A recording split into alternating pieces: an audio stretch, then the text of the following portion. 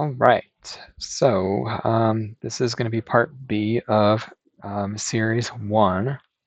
We're going to be jumping into the takeoff and how to read and analyze the takeoff. Um, Now, recapping our last video here, we were talking about the takeoff here, and the one thing that we did mention was that it is sort of like a receipt of the work that we are providing for the job, the work that we have estimated and priced for the job. So it can be a little confusing to look at, but we're going to go through it and we're going to explain the different pieces that go into the takeoff and how to understand what it is that we're looking at. So before we move in, we're going to go right back to the same job we looked at in part A. That would be 14th and Spring Lobby, project 6417. We're going to go into the contract pricing folder here. And in there, you should see an Excel file that does have all of the scope of work that we are providing for the job on it. Now, in this case, there are two. One is the official estimating takeoff, which is the one that's here without any sort of extra added on to the end of it. Now, the one above that there is JAF packets, which means that is the one that I use to generate the packets for that project. And so it might help us in this case to be able to use that one. We're going to pull that one up here because it's going to actually have more information that pertains to what we're dealing with. All right, so we'll open up that Excel file. It's going to take Excel just a quick second to do that. Okay, and as soon as you open up the takeoff, you should be able to see what's called the MTO tab or the Master Takeoff tab. The tabs are down here at the very bottom left corner of your screen. There are a bunch that we actually don't utilize in the drafting process, but you will probably want to note that you may need to look at the spec tab here, which contains the project specifications sheet, which is really just a breakdown of what is included in the job. A lot of times they'll have materials in here. We're going to talk about that in a little bit. There's also information about who the general contractor is for this project, who the architect is that's on this project. Also information about like where the job site is located too. So that information is relevant. A lot of it you won't have to deal with in drafting. It'll be pre-filled out for you for the most part. So you won't have to really pay too much attention to this. But before we get into the actual nitty gritty of the takeoff and the MTO tab, I'm going to zoom in. Oops, if it lets me. I'm going to zoom in down here and we're going to take a look at this portion of it. Now, the base contract breakdown is a way that the estimating department breaks down the job based on the cost of how much everything costs on the project. They break it down per the type of product that's being supplied. So whether that's cabinets, panels, furniture, stairs, doors, you name it, it's on here. So there's a lot of things that we will have to talk about before we really get into the breakdown of the MTO or Master Takeoff tab. So let's start here. These numbers that are here in the middle, these are what's called sub numbers. So a sub number is just a code. So like anytime you see O1, it relates to a plastic laminate cabinet drawing. Anytime you see O3, it's always going to relate to a panel related drawing. So those are standard numbers, which are going to be on the reference sheet that I'm going to supply you here. Now, those numbers do go with specific page numbers or print references that we assign each print. And we're going to go through those one by one here. Again, these will also be on that supplemental sheet too. So the first one here, sub number 01, that is anytime you have cabinets that have plastic laminate on them. So you're talking about most cabinets on each project that we deal with are plastic laminate. All that is we will make our cabinets out of the standard material that we usually do. Then what happens is we'll press a plastic laminate sheet on the face of that cabinet. And then we'll use what's called edge banding to do the sides of each part for that cabinet. So plastic laminate is kind of a broad term for a lot of things, but plastic laminate is really going to be like a plastic sheet that's glued and pressed to a piece of core material. So whenever you see an O1 drawing, it's going to be related to plastic laminate finished cabinets. So that's what O1 will be. O2, wood cabinets. Now it's a little bit deceiving because wood cabinets actually does mean a couple of different things. So when you see sub number 02, um, sub number 02 wood cabinets relates to veneer cabinets and painted cabinets or primed cabinets. So we do correlate those two together in the same sum number. So anytime you see an O2 wood cabinet packet, it's going to be either veneer, most likely, or will be painted or primed. Moving on down the list, we have panels, which are sub number 3. Panels are going to be pretty much anything on the wall or the ceiling that we're cladding with paneling. It could be veneer, it could be laminate, it could be a lot of different things, but panels are all subject under sub number 03. So moving down the list, we have sub number 4 and sub number 5. Sub number 4 and sub number 5 are pretty closely related to one another. Number 4 is for any trim that is painted or primed. So we're talking base trim, crown molding, chair rail trim, anything like that. Could even be slats on a wall too.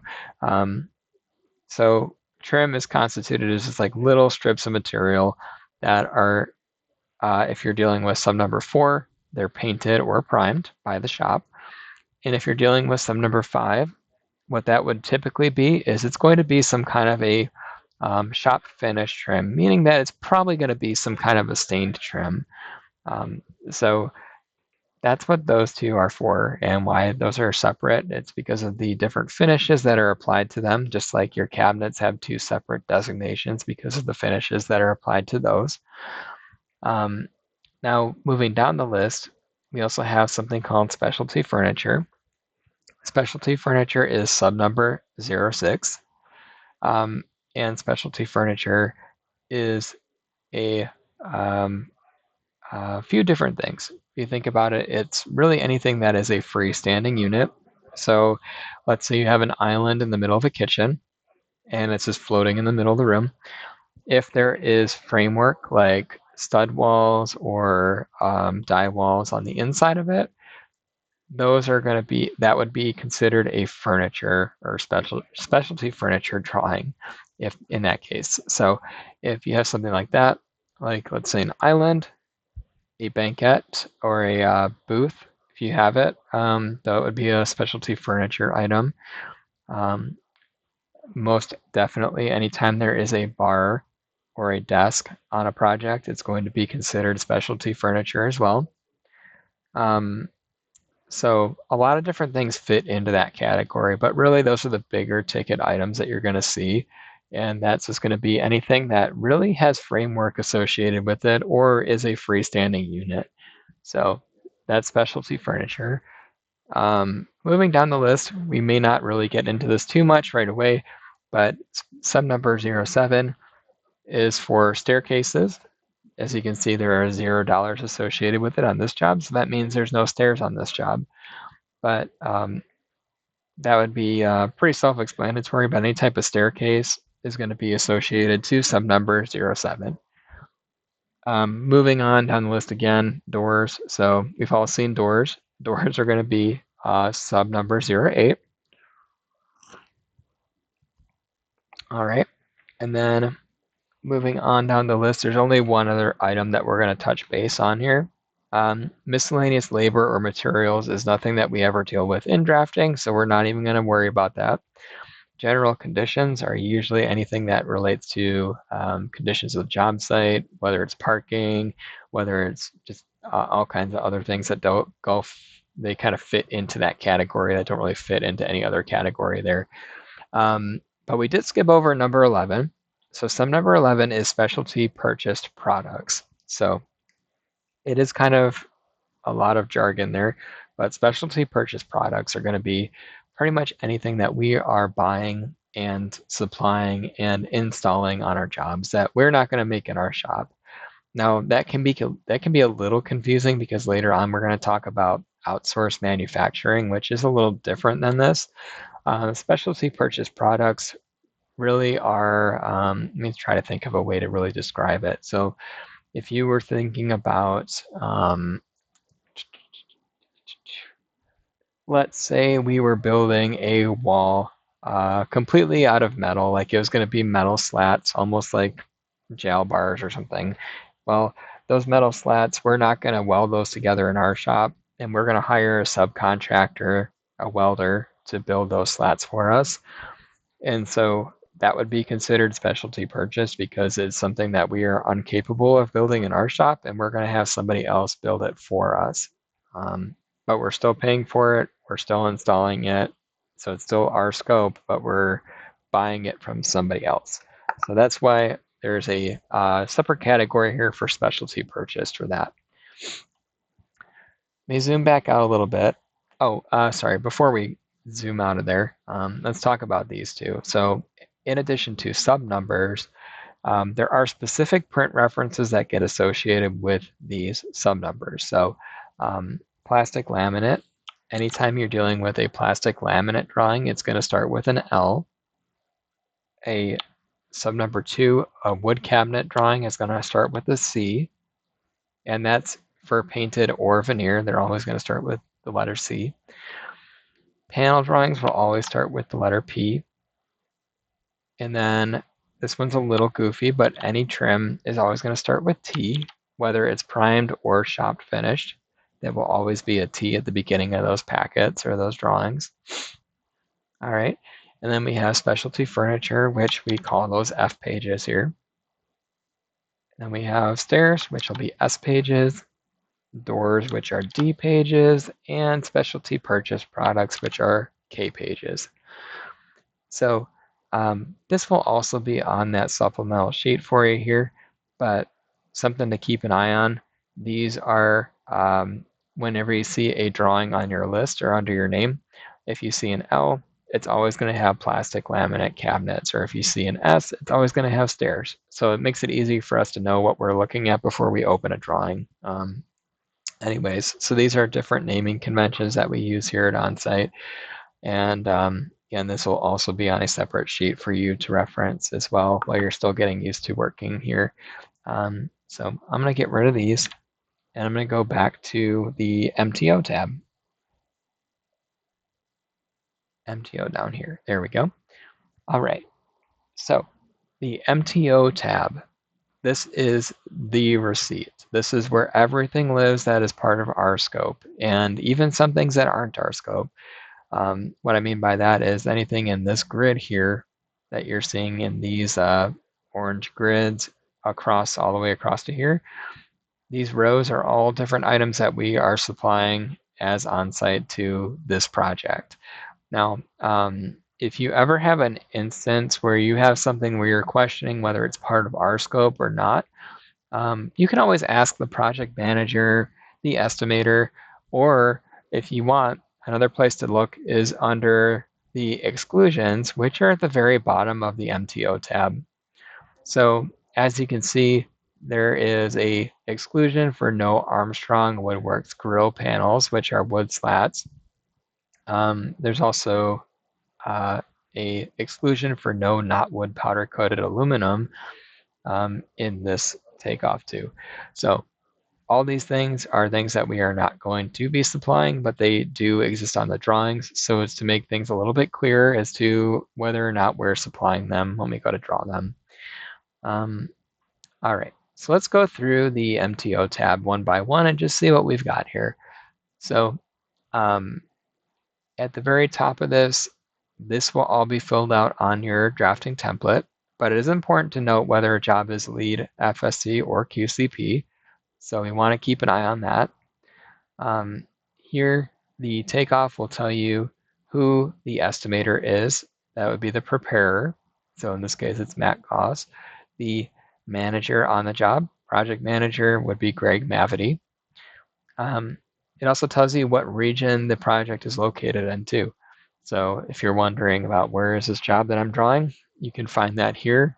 Or if you go back to the spec tab, you can find that information at the top here too. It tells you what the address is of the site if you ever wanted to look it up and see what we're dealing with. Now, as we talked about before, the takeoff is the receipt. So we're going to go look at these. Now, you can see there's a column here for print references here. That would be all of these guys. And your packets here, which are essentially just work order numbers for us. So we got print reference, we got packet, and then the other columns going down here, floor number, room name, are all locating locating what you want to call it, data to help you with locating where the item is that you're drawing inside of the building that you're working on. It's really important information. This will be on your drafting schedule as well. So just something to note though, if you're looking at the takeoff to reference this for information, you will be able to locate that here as well. Moving on to the right-hand side, you have a column for the ARC reference, which means architectural reference. All that is telling you where to go to find the drawing that you're supposed to be working on. This will also be in your drafting schedule as well. I wouldn't pay too much attention to the material column, only because sometimes these are generically filled out just to have a placeholder in there, so we're not going to worry about that. And then the description column is also going to be one of the more important items that we're going to look at here. So as we're going through a takeoff, let's say you wanted to look for L1. So we're looking at print L1 here. So I'm highlighting everything that's included with L1 only. If I go to the right-hand side, let me redo that real quick. You go to the right-hand side on this L1 grayed out box that we have here. You can see that there is a plastic laminate base 2-door cabinet. And it looks like there is a quantity. This is our quantity column. So it's saying there's 3 2-door plastic laminate base cabinets on that drawing. Going over here, you got plastic laminate handicap sink base. So it's just a different type of base cabinet, and there's one of those. Then below that, you have pull premium quote, which is just a placeholder for the cabinet pull or the cabinet hardware that you use to open the door. So there's going to be a total of 8 pulls on this drawing. And then they accounted for a plastic laminate filler, which we'll talk about when we get to cabinets, so don't worry about that right now.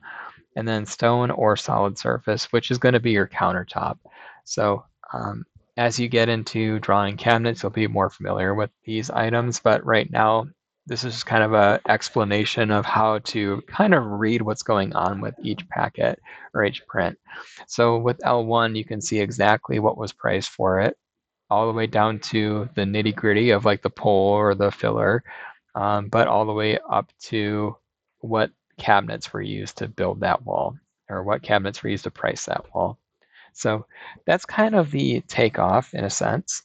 Now, I'm sure there's probably going to be questions on that, so feel free to reach out to me if you run into anything there. But that's pretty much it as far as takeoff goes. So in the next video, we're going to be talking about Airtable, which is currently our tracking system that we use to track all of our packets, our print references, work orders, whatever you want to call them. And we'll talk about that next. So I'm going to put a pause on this one and we'll move over there.